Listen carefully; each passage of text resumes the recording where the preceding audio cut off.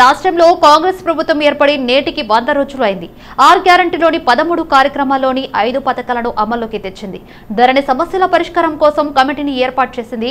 వివిధ దశల్లో ఉన్న 29,384 ఉద్యోగాల భర్తీ ప్రక్రియను పూర్తి నియామక పత్రాలను ఇచ్చింది. పాత బస్తీ మెట్రోకు శంకుస్థాపన చేసిన ప్రభుత్వం 2 కీలక ఎలివేటెడ్ కారిడార్ల పనులకు శ్రీకారం చుట్టింది. కాళేశ్వరం, విద్యుత్ ప్రాజెక్టులపై విచారణకు విశ్రాంత జడ్జీల కమిటీలను ఏర్పాటు చేసింది. కరీంనగర్లో రవాణా బీసీ సంక్షేమ శాఖ మంత్రి పొన్నం ప్రభాకర్ పర్యటించారు. కరీంనగర్ మండలంలోని ముగ్ధంపూర్ గ్రామంలో 3 కోట్ల వెనుకబడిన తరగతుల నిధులతో మహాత్మా జ్యోతిరావు పూలే గురుకుల వ్యవసాయ బాలికల డిగ్రీ కళాశాల నిర్మాణానికి శంకుస్థాపన చేశారు మంత్రి పొన్నం. మానుకొండూరు ఎమ్మెల్యే కవ్వంపల్లి సత్యనారాయణ కార్యక్రమంలో మహాత్మా జ్యోతిరావు పూలే గురుకులాల కార్యదర్శి సైదులు, జడ్పీటీసీ, ఎంపీటీసీ, ఇతర శాఖల ఉన్నతాధికారులు పాల్గొన్నారు. వ్యవసాయ డిగ్రీ కాలేజీ విద్యార్థినులతో మంత్రి పొన్నం ప్రభాకర్ కాసేపు ముచ్చటించారు. స్వామి ను స్ఫూర్తిగా తీసుకుని వ్యవసాయ రంగంలో మరింత ముందుకు పోవాలని మంత్రి పిలుపునిచ్చారు. బీసీ వెల్ఫేర్ డిపార్ట్మెంట్ నుంచి గత ప్రభుత్వం మంజూరు ఇచ్చినటువంటి అగ్రికల్చర్ కాలేజీని భవన నిర్మాణానికి శంకుస్థాపన చేసుకున్నాం. ఈ సందర్భంగా హాజరైనటువంటి గౌరవ మానకొండూరు శాసనసభ్యుడు కవంపల్లి సత్యనారాయణ గారికి, బీసీ వెల్ఫేర్ డైరెక్టర్ సైదుల్ గారికి, అదేవిధంగా ఎంపీటీసీ పుష్ప గారికి, ఆర్డీఓ మహేశ్వర్ గారికి, బీసీ వెల్ఫేర్ ఆఫీసర్ కి, అదేవిధంగా ఈ కళాశాలకు సంబంధించినటువంటి లేదా బీసీ వెల్ఫేర్ సంబంధించినటువంటి అధికారులందరికీ, మిగతా ఈ గ్రామానికి సంబంధించిన పెద్దలు, గౌరవనీయులు, మాజీ ప్రజాప్రతినిధులు కావచ్చు, కాంగ్రెస్ పార్టీలో చేరాలని బీఆర్ఎస్ ఎమ్మెల్యేలను ఒత్తిడి చేస్తూ పార్టీలో చేరని ఎమ్మెల్యేపై కక్ష సాధింపులో అక్రమ కేసులు పెట్టి భయాందోళనకు గురి చేస్తున్నారని మాజీ మంత్రి హరీష్ రావు ఆరోపించారు. Patancheru car party MLA Mahipal Reddy సోదరుడు గూడెం మధుసూదన్ రెడ్డి అరెస్టుపై మంత్రి హరీష్ రావు మీడియా సమావేశం నిర్వహించారు. ఈ సందర్భంగా 100 రోజుల కాంగ్రెస్ పాలనపై హాట్ కామెంట్ చేశారు. ప్రజా సంక్షేమాన్ని గాలికి వదిలేసి కేవలం ప్రతిపక్ష నాయకులపై కక్ష సాధింపు చర్యల్లో భాగంగా ఎమ్మెల్యేలపై వరుసగా కేసులు నమోదు చేయడమే లక్ష్యంగా కాంగ్రెస్ పార్టీ పాలన కొనసాగుతుందని మండిపడ్డారు. ఖమ్మంలో 4 రోజులకు ఒకసారి నల్లా వస్తుందని, పాలనలో 100 రోజులు పూర్తయినా ఇచ్చిన హామీల అమలు పూర్తి కాలేదని ధ్వజమెత్తారు. హామీల అమలు చేయకుండానే సోషల్ మీడియా ద్వారా తప్పుడు ప్రచారం చేస్తూ ప్రజల్ని తప్పుదోవ పట్టిస్తున్నారని ఆరోపించారు.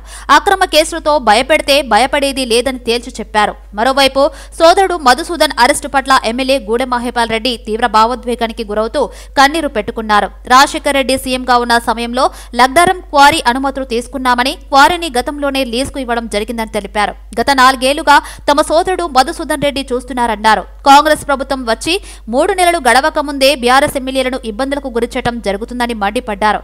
తాము తప్పు చేస్తే పెనాల్టీ వేయాలని నోటీసు ఇవ్వాలని, అంతేకాని దొంగల లెక్క తెల్లవారుజామున 3 గంటలకు మధుసూదన్ రెడ్డిని అరెస్ట్ చేయడం చట్టవిరుద్ధమన్నారు. బీఆర్ఎస్ ఎమ్మెల్యేలపై జరుగుతున్న వేధింపులకు ఇది ప్రతిపక్ష నిదర్శనమని అన్నారు. బీఆర్ఎస్ ఎమ్మెల్యేగా 3 సార్లు ప్రజా ఆశీస్సులతో గెలిచానని, తాను తప్పు చేస్తే ప్రజలు బండకేసి కొట్టేరోలని చెప్పుకొచ్చారు. అన్ని పర్మిషన్లతో క్రషర్ నిర్వహిస్తున్నామని స్పష్టం చేశారు. గతంలో ప్రభుత్వం హయాంలో లేని సమస్య ఇప్పుడు ఎందుకు వస్తుందని ప్రశ్నించారు. కాంగ్రెస్ ప్రభుత్వ బెదిరింపులకు భయపడేది లేదని మహిపాల్ రెడ్డి స్పష్టం చేశారు.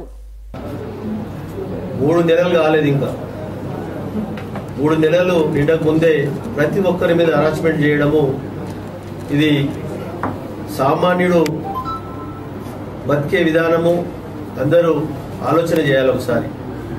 ఎందుకు చెప్తున్నానంటే, రాష్ట్రంలో కాకుండా దేశం అంతా పెద్ద పెద్ద మైనింగ్ కోరీలు ఉన్నాయి.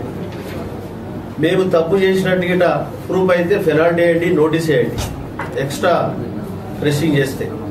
అది రూల్స్ అండ్ రెగ్యులేషన్. ఇవాళ కాంగ్రెస్ పార్టీ విధానం, మీరు ఎంతసేపు ప్రజలకు ఇచ్చిన హామీలు అమలు చేయడం మీదనో, ప్రజా సంక్షేమాన్ని గాలి వదిలేసిండ్రు. రాష్ట్రంలో పంటలు ఎండిపోతా ఉన్నాయి. రాష్ట్రంలో ప్రజలకు తాగడానికి నీళ్లు రాని పరిస్థితి ఉన్నది. ఇలా ఖమ్మం లాంటి పట్టణంలో 3 రోజులకు ఒకసారి నల్లా వస్తూ ఉంది. కేసీఆర్ గారి హయాంలో ప్రతిరోజు నల్లా వచ్చింది 5 ఏళ్ళు. మీరు వచ్చి 3 నెలలు అయింది, ఇలా 3 రోజులకు ఒకసారి నల్లా వస్తుంది. మీరు 100 రోజుల్లో చేస్తామన్న హామీలను అమలు చేయడంలో పూర్తిగా విఫలమైపోయింది. ఇలా కాంగ్రెస్ పాలన ఏంటంటే, అక్రమ కేసులు బనాయించి ప్రతిపక్షాల మీద ఒత్తిడి పెట్టి కాంగ్రెస్ పార్టీలో చేర్చుకునే ప్రయత్నం చేస్తూ ఉన్నారు. ఎవరైనా పార్టీలో చేరమంటే వాళ్ళను రకరకాల వేధింపులకు గురి చేయడం, కేసులు పెట్టడం ఇవాళ కాంగ్రెస్ పార్టీ నైజంగా మారిపోయింది. ఇవాళ మా పటాన్చెరు శాసనసభ్యులు మహిపాల్ రెడ్డి గారి సోదరుడి ఇంటికి ఉదయం 3 గంటలకు వందల మంది పోలీసులు వెళ్ళి ఆయన అరెస్ట్ చేసే ప్రయత్నం చేసినారు. ఆయన ఏమన్నా బందిపోటా, టెర్రరిస్టా, రేపిస్టా? ఎందుకు 3 గంటల రాత్రి పోయి ఆయనను వందలాది మంది పోలీసులు పోయి అరెస్ట్ చేయాల్సిన అవసరం వచ్చింది? అంటే ఇది ఏంది? మీరు భయభ్రాంతులకు గురి చేసే ప్రయత్నం చేయడం. సంగారెడ్డి జిల్లా పటంచెరు పోలీస్ స్టేషన్ ముందు ఉద్రిక్తత ఏర్పడింది. అక్రమ మైనింగ్ కేసులో అరెస్ట్ అయిన ఎమ్మెల్యే గూడెం మహిపాల్ రెడ్డి తమ్ముడు మధుసూదన్ ని వైద్య పరీక్షలను తరలిస్తుండగా బీఆర్ఎస్ కార్యకర్తలు అడ్డుకున్నారు. పోలీస్ డౌన్ డౌన్ అంటూ నినాదాలు చేశారు. పోలీసులు బీఆర్ఎస్ కార్యకర్తలకు మధ్య వాగ్వాదం జరిగింది. పోలీస్ వెహికల్ పై బీఆర్ఎస్ కార్యకర్తలు దాడి చేయడంతో పోలీసులు లాఠీచార్జ్ చేశారు. మధుసూదన్ రెడ్డిని వైద్య పరీక్షల కోసం సంగారెడ్డి జిల్లా హాస్పిటల్ కు తరలించారు. ఆ తర్వాత భారీ బందోబస్తు మధ్య గూడెం మధుసూదన్ రెడ్డిని సంగారెడ్డి జిల్లా కోర్టుకు తరలించారు పోలీసులు. గూడెం పోలీస్ కాన్వాయ్ ను బీఆర్ఎస్ కార్యకర్తలు అడ్డుకునే ప్రయత్నం చేశారు. జై జీఎంఆర్ నినాదాలతో కార్యకర్తలు హోరెత్తించారు. సంతోష్ గ్రానైట్ మైనింగ్ పేరుతో క్రషర్ కంపెనీలు నిర్వహిస్తున్నారు మధుసూదన్ రెడ్డి. 4 ఎకరాల ప్రభుత్వ భూమి లీజుకు తీసుకుని మరో 4 ఎకరాల్లో అక్రమంగా క్రషింగ్ నిర్వహిస్తున్నట్టు ఆరోపణలు ఉన్నాయి. పరిమితికి మించి గుట్టల్ని తవ్వేస్తున్నారని మైనింగ్ శాఖ నివేదిక ఇచ్చింది. పొల్యూషన్ కంట్రోల్ బోర్డు మైనింగ్ శాఖ నిబంధనలు పాటించకపోవడంతో క్రషర్లు సీజ్ చేశారు అధికారులు. బండి సంజయ్ ప్రతిపాదనలకు కేంద్రం ఆమోదం తెలిపింది. కేంద్ర రహదారుల మౌలిక సదుపాయాల నిధి కింద తెలంగాణలో రోడ్ల నిర్మాణానికి 850 కోట్ల రూపాయలను కేంద్రం ఆమోదం తెలిపింది. రాష్ట్రంలోని వివిధ జిల్లాలకు సంబంధించి మొత్తం 31 రోడ్ల నిర్మాణ పనులకు నిధులు మంజూరు చేసింది. ఈ మేరకు కేంద్ర రోడ్డు రవాణా జాతీయ రహదారుల మంత్రిత్వ శాఖ కార్యదర్శి కమల్ ప్రకాష్ ఉత్తర్వులు జారీ చేశారు. బీజేపీ జాతీయ ప్రధాన కార్యదర్శి ఎంపీ బండి సంజయ్ కుమార్ ప్రతిపాదనల మేరకు కరీంనగర్ పార్లమెంటు నియోజకవర్గ పరిధిలో 4 రహదారుల నిర్మాణానికి 107 కోట్ల రూపాయలను విడుదల చేసింది. కరీంనగర్, జగిత్యాల, సిద్దిపేట జిల్లాల పరిధిలో మొత్తంగా 57 కిలోమీటర్ల పరిధిలో రోడ్ల నిర్మాణానికి నిధులు మంజూరు చేసింది. వాటిలో గన్నేరువరం నుండి బెజ్జంకి వరకు మొత్తం 23 కిలోమీటర్ల పరిధిలోని సింగిల్ రోడ్డును డబుల్ లేన్ రోడ్డుగా విస్తరిస్తూ నిర్మాణం చేపట్టనున్నారు. ఇందుకోసం 32 కోట్లను విడుదల చేశారు. అట్లాగే అత్తక్కపేట నుండి కొత్తకొండ వరకు మొత్తం 10 కిలోమీటర్ల మేరకు రోడ్డు నిర్మాణానికి 25 కోట్లు విడుదల చేశారు. బల్యాల నుండి నూకాపల్లి, రామన్నపేట గ్రామాల మీదుగా కాల్చపల్లి వరకు మొత్తం 11.7 కిలోమీటర్ల రోడ్డు నిర్మాణానికి 25 కోట్ల రూపాయలు మంజూరు చేశారు. దీంతో పాటు హుస్నాబాద్ నుండి రామవరం వరకు మొత్తం 11.5 కిలోమీటర్ల రోడ్డు నిర్మాణానికి 25 కోట్ల రూపాయలను విడుదల చేయడం గమనార్హం. మరోవైపు కరీంనగర్ పార్లమెంటు పరిధిలో రోడ్ల నిర్మాణానికి కేంద్రం సిఆర్ఐఎఫ్ కింద 107 కోట్ల రూపాయలను విడుదల చేయడం పట్ల బండి సంజయ్ కుమార్ హర్షం వ్యక్తం చేశారు. ప్రధానమంత్రి నరేంద్ర మోదీ, కేంద్ర మంత్రి నితిన్ గడ్కరీలకు ప్రత్యేక ధన్యవాదాలు తెలిపారు. దీంతో పాటు సహకరించిన రాష్ట్ర ప్రభుత్వానికి మంత్రి కోమటిరెడ్డి వెంకటరెడ్డికి కృతజ్ఞతలు తెలిపారు. రాష్ట్ర అభివృద్ధి, రోడ్ల నిర్మాణం విషయంలో గత కేసీఆర్ ప్రభుత్వం కేంద్రానికి సహకరించలేదని బండి సంజయ్ తెలిపారు. తాము పంపిన ప్రతిపాదనలకు పట్టించుకోలేదన్నారు. గత ప్రభుత్వం సహకరించి ఉంటే రోడ్ల నిర్మాణానికి మరిన్ని నిధులు వచ్చేవన్నారు. రాజకీయాలను పక్కన పెట్టి రాష్ట్ర అభివృద్ధి విషయంలో కేంద్ర, రాష్ట్ర ప్రభుత్వాల సమన్వయంతో పనిచేస్తే నిధులొస్తాయనడానికి ఇది నిదర్శనమన్నారు. హైదరాబాద్ నగరంలో పలు అభివృద్ధి పనులను కేంద్ర మంత్రి కిషన్ రెడ్డి ప్రారంభించారు. సనత్ నగర్ డివిజన్ మైసమ్మ టెంపుల్లో పవర్ బోర్ ను ప్రారంభించారు. అనంతరం అమీర్పేట్ డివిజన్ బాపూర్ నగర్ లో ROR plant, SR Nagar plant, open gym, Ameerpet, Begumpet లో పలు చోట్ల ఓపెన్ జిమ్లను కిషన్ రెడ్డి ప్రారంభించారు. అంతకుముందు మైసమ్మ అమ్మవారిని దర్శించుకున్నారు. అమ్మవారి ప్రత్యేక పూజలో పాల్గొన్నారు. ఈ కార్యక్రమంలో స్థానిక కార్పొరేటర్ సరళ, బీజేపీ నాయకులు, కార్యకర్తలు పాల్గొన్నారు. ఈ రోజు సాయంత్రం మల్కజ్గిరిలో ప్రధాని నరేంద్ర మోడీ రోడ్ షోను పురస్కరించుకుని మల్కజ్గిరిలో భారీ బందోబస్తు ఏర్పాటు చేశారు. ఇప్పటికే ట్రాఫిక్ డైవర్షన్ కోసం ప్రత్యేక రూట్లు పోలీసులు ఏర్పాటు చేశారు. ప్రధాని మోడీ రాకతో బీజేపీ శ్రేణులతో కూడా నూతన ఉత్సాహం కనిపిస్తుంది. భారీగా జన సమీకరణ కోసం ప్రయత్నాలు చేస్తున్నారు. అతిపెద్ద లోక్సభ నియోజకవర్గం మల్కాజ్గిరి, దాదాపు 34 లక్షల మంది ఉన్నటువంటి ఈ లోక్సభ నియోజకవర్గంలో దేశంలో వివిధ ప్రాంతాల నుంచి వచ్చి ఇక్కడ ప్రజలు వసిస్తున్నారు. ఇది ఒక మేధావ నియోజకవర్గం అనే పేరు పొందేటువంటి నియోజకవర్గం. నరేంద్ర మోదీ గారు ఈ నియోజకవర్గంకి మొట్టమొదటిసారిగా రోడ్ షోలో రావడము ఇది మల్కాజ్గిరి ప్రజల అదృష్టం. దాదాపు 2 లక్షల పైగా ప్రజలు ఈరోజు నరేంద్ర మోదీ గారిని స్వాగతం పలకడానికి మల్కాజ్గిరిలో ఈ రోడ్ షోలో పాల్గొనబోతున్నారు. మిర్జాగూడ నుంచి మల్కాజ్గిరి చౌరస్తా వరకు 1.5 కిలోమీటర్ ఈ యొక్క దూరి వారు ఈ యొక్క 4-4:30 ప్రాంతంలో వారు వచ్చి రోడ్ షోలో పాల్గొనడం జరుగుతుంది. మరి ఇప్పటి వరకు జరిగినటువంటి ఒక కనీ విరిగిన రోడ్ షో ఈరోజు మల్కాజ్గిరిలో జరగబోతా ఉంది. మరి ఈ రోడ్ షో ద్వారా తెలంగాణలో ఎన్నికల విధులు ముఖ్యంగా హైదరాబాద్ నగరంలో ఎన్నికల ప్రచారానికి నాంది నరేంద్ర మోదీ గారు పలుకుతారని చెప్పేసి తెలియజేస్తాం. తెలంగాణలో ప్రజలు మోడల్ పాలన కావాలని కోరుకుంటున్నారని Congress senior vice president Mallu Ravi తెలిపారు. తెలంగాణ మోడల్ అంటే 6 గ్యారంటీల అమలు, రైతు రుణమాఫీ, కుల సంఘాలకు కార్పొరేషన్లు, మహిళలకు వడ్డీ లేని రుణాలున్నారు. బీజేపీ నాయకులు చెప్పినట్లుగా గుజరాత్ మోడల్ పాలన కోరుకోవట్లేదని, తెలంగాణలో ప్రజలు 200 ఉచిత యూనిట్ల కరెంట్, 10 లక్షల బీమా, ఇందిరమ్మ ఇళ్లు, బస్సులో ఉచిత ప్రయాణం కోరుకుంటున్నారన్నారు. మేము చెప్తున్నాం తెలంగాణ మోడల్ అంటే ఈ 6 గ్యారంటీలు, దాంతోపాటు మేనిఫెస్టోలో చెప్పినట్టు రైతులకు 2 లక్షల రూపాయలు మాఫీ, అందరికి ఉద్యోగాలు, అన్ని కుల సంఘాలకి దాదాపు 16 కార్పొరేషన్లు, వారి అభివృద్ధి కోసం ప్రత్యేక కార్యక్రమాలు, ఇవన్నీ ప్రజలు కోరుకుంటున్నారు. ఇది తెలంగాణ మోడల్. యాక్చువల్గా తెలంగాణలో 17కు 17 సీట్లు కాంగ్రెస్ పార్టీకి వచ్చేటటువంటి అవకాశం ఉంది. అందువల్లనే బీజేపీ వాళ్ళు మామూలుగా క్షేత్రస్థాయిలో ప్రజలతో మాట్లాడటం, వారిని ఒప్పించడం చేతగాక మీడియాలో మాట్లాడుతున్నారు.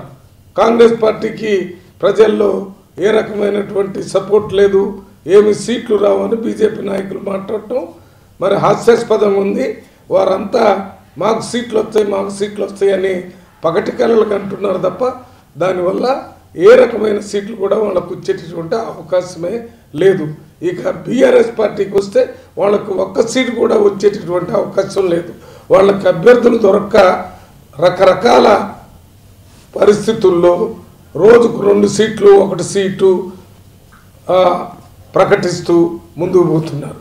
2 కూడా బీజేపీ కానీ బీఆర్ఎస్ కానీ రేపు వచ్చేటటువంటి ఎన్నికల్లో ఏ రకమైనటువంటి సీట్లు వచ్చేటటువంటి అవకాశం లేదు. ప్రజలందరూ తెలంగాణలోనే 17 సీట్లు కాంగ్రెస్ పార్టీకి.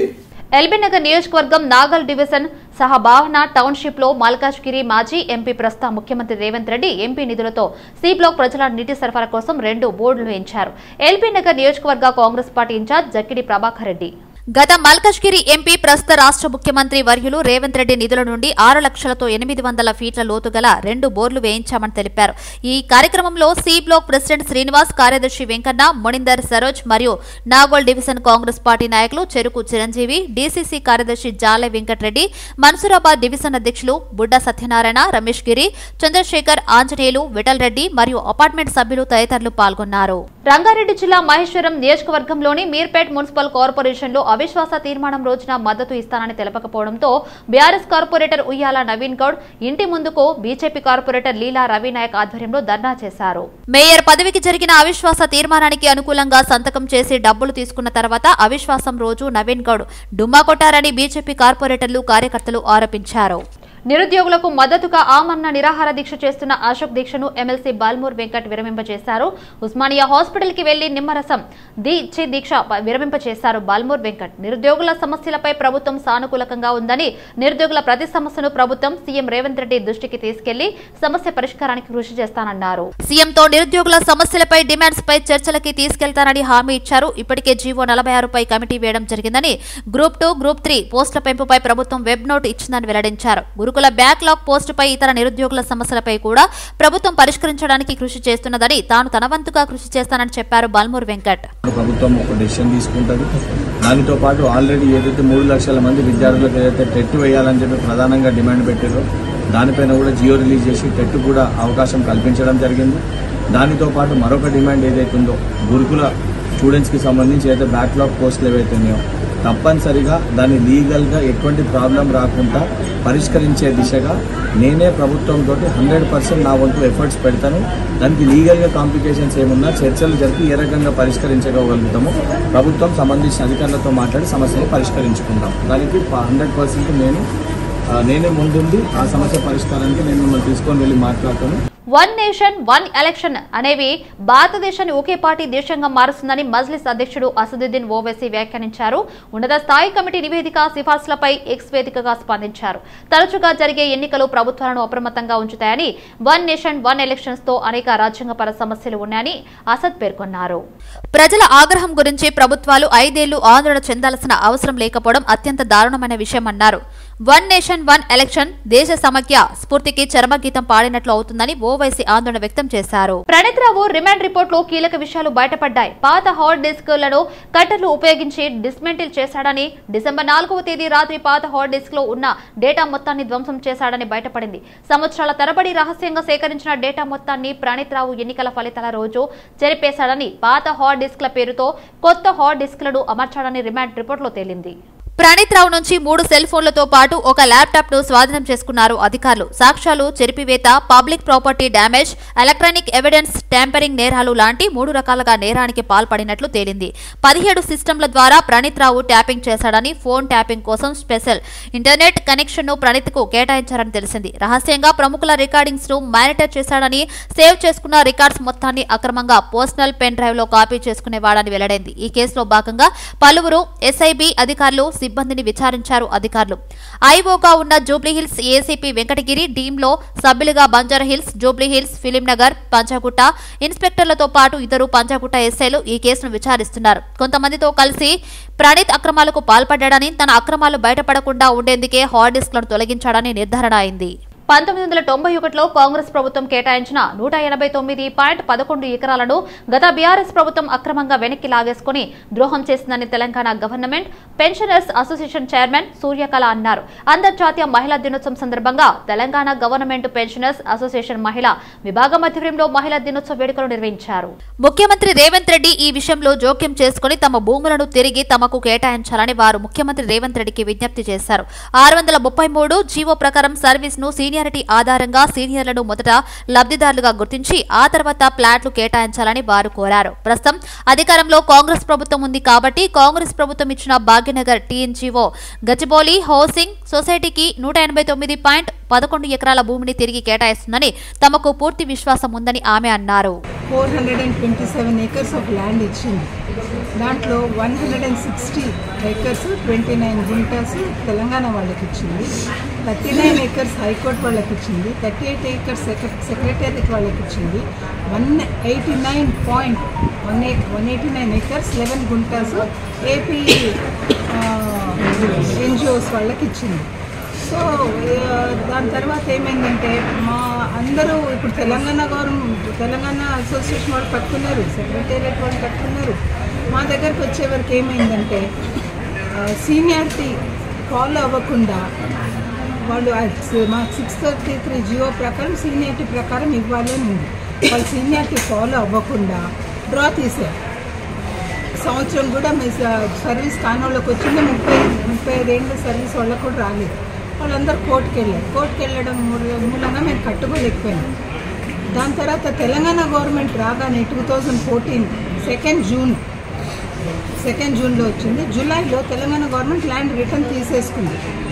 ఎందుకు అని అంటే వాళ్ళు కట్టుకోలేదు కాబట్టి, అది సొసైటీ నామ్స్కి విరుద్ధం ఉంది కాబట్టి తీసేసుకున్న తర్వాత మళ్ళీ వీళ్ళు సొసైటీ ఛాలెంజ్ చేసింది కోర్టులో. అది 2014 వరకు అది అట్లా 2014 వరకు అది స్టే ఉంది. మేము తర్వాత 2017లో మేము కోర్టుకి వేసామండి. ఎందుకంటే గవర్నమెంట్ ఏం చెప్పిందంటే పేపర్లో వేసింది కోఆపరేటివ్ సొసైటీ డైరీ ఫార్మ్స్కి ల్యాండ్ ఇస్తే వాళ్ళు యూటిలైజ్ చేసుకోలేదు. కాబట్టి మేము ల్యాండ్ లెజిస్లేచర్లో పాస్ చేసి తీసుకుంటామన్నప్పుడు మేము లీగల్గా ముందుకెళ్ళేసి కేసు వేసాం. ఆ కేసు వేయడంలో మా ప్లాట్ అట్లాగే ఉంది, మా ప్లేస్ అట్లాగే ఉంది.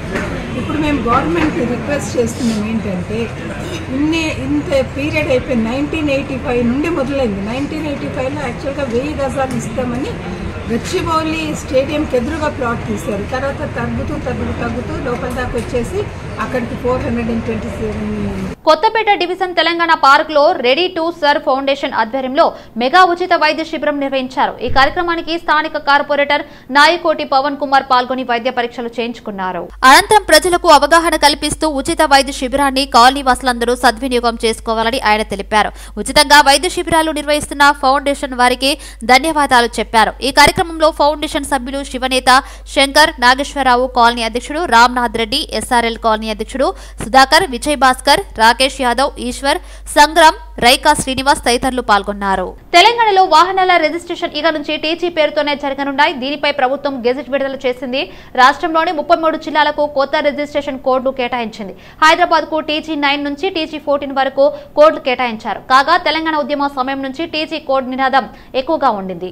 అయితే కేసీఆర్ సర్కార్ మాత్రం టీఎస్ పై మొగ్గు చూపింది. రాష్ట్రం ఏర్పడ్డాక టీజీ అనే అక్షరాలను వినియోగించడం పైన కూడా కేసీఆర్ సర్కారు అభ్యంతరం వ్యక్తం చేసింది. టీజీ కాకుండా టీఎస్ ను వాడాలని కోరుతూ పత్రికలు, ఎలక్ట్రానిక్ మీడియాలకు సిఎస్ ద్వారా లేఖలు పంపింది. అయితే తాజాగా కాంగ్రెస్ ప్రభుత్వం టీఎస్ ను టీజీగా మార్చుతూ ఇటీవల మంత్రి మండలి సమావేశంలో నిర్ణయం తీసుకున్న విషయం తెలిసిందే. కరీంనగర్ రాజీవ్ రహదారి షామీర్పేట మండలం ముర్హారిపల్లి ప్రధాన రహదారిపై రోడ్డు ప్రమాదం జరిగింది. దుబ్బాక నుండి వస్తున్న ఆర్టీసీ బస్సు డీసీఎంను వెనుక నుండి ఢీకొట్టింది. ఈ ప్రమాదంలో పలువురికి స్వల్ప గాయాలయ్యాయి. స్థానికుల సమాచారం మేరకు సంఘటన స్థలానికి చేరుకున్న పోలీసులు క్షతగాత్రుడు హాస్పిటల్కు తరలించారు. కేసు నమోదు చేసుకుని పోలీసులు దర్యాప్తు చేస్తున్నారు. తెలంగాణలో లోక్సభ ఎన్నికల సందడి నెలకొంది. ఈ ఎన్నికల్లో ప్రధానంగా బీజేపీ, కాంగ్రెస్ మధ్య పోటీ ఉండే అవకాశాలు ఉన్నాయి. వీలైనన్ని ఎక్కువ స్థానాలు గెలుచుకునే లక్ష్యంతో బీజేపీ హైకమాండ్ ముందుకు సాగుతుంది.